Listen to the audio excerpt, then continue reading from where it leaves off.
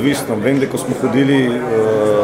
tako v Španijo kot na Poljsko in potem tudi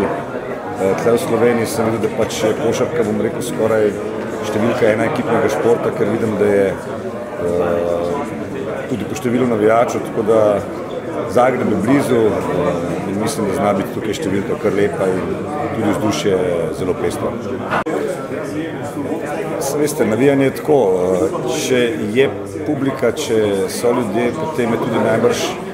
samim igralcem dosti lažje, ker ti dihajo potem z nami in mislim, da bo nekako to tudi obveljalo na prihajajočem evropskem prvenstvu in upam, da bojo za to fante tudi, bom rekel, še kakšno kapico znoja več dali, če nas bo v takem lepem številu in če bomo seveda glasni in bučni in seveda, da bomo navijali v pravem duhu.